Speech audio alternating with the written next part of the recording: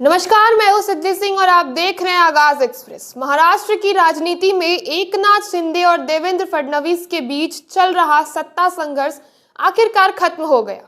शिवसेना शिंदे गुट के नेतृत्व को लेकर शिंदे ने बड़ी उम्मीदों के साथ पार्टी और सरकार की जिम्मेदारी संभाली थी, लेकिन उनके फैसलों और राजनीतिक खेल में देवेंद्र फडणवीस बाजी मार गए।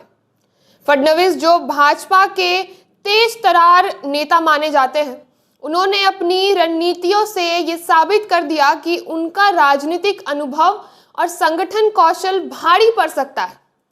एकनाथ शिंदे ने उद्धव ठाकरे को सत्ता से बेदखल कर अपनी पहचान बनाने की कोशिश की थी।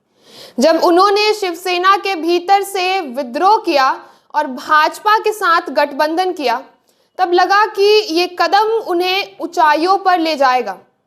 हालांकि सच्चाई ये है कि वो ना तो अपनी पार्टी को एकजुट रख पाए और न ही अपनी पकड़ सरकार पर मजबूत कर पाए हैं।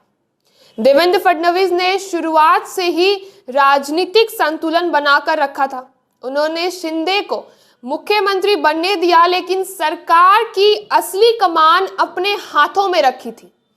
उप मुख्यमंत्री के पद पर रहकर भी उन्होंने भाजपा के सभी बड़े फैसलों को लागू करवाया और शिंदे गुट को बार बार ये एहसास दिलाया कि असली ताकत भाजपा के हाथों में है।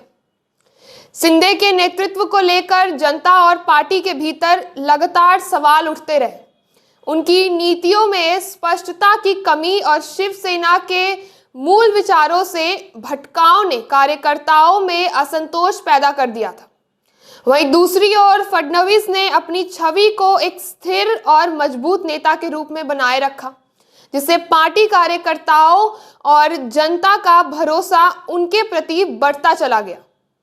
भाजपा ने शिंदे को उनके हिस्से की राजनीतिक स्वतंत्रता दी, लेकिन समय के साथ उन्हें यह एहसास हो गया कि शिंदे गुट की पकड़ कमजोर हो रही है। स्थिति का फायदा उठाते हुए फडणवीस ने शिंदे के खिलाफ अपने कदम तेज कर दिए। आखिरकार राजनीतिक समीकरण इस तरह से बन गई कि शिंदे को हार माननी पड़ी और फडणवीस विजयी साबित हुए। महाराष्ट्र की राजनीति में ये घटना एक बड़ा मोड़ साबित हो सकती है।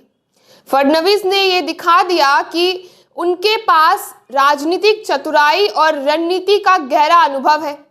उन्होंने बिना सीधे टकराव में आए शिंदे गुट को कमजोर कर दिया और भाजपा को मजबूत स्थिति में पहुंचा दिया है। अब ये सवाल उठता है कि एकनाथ शिंदे का भविष्य क्या होगा?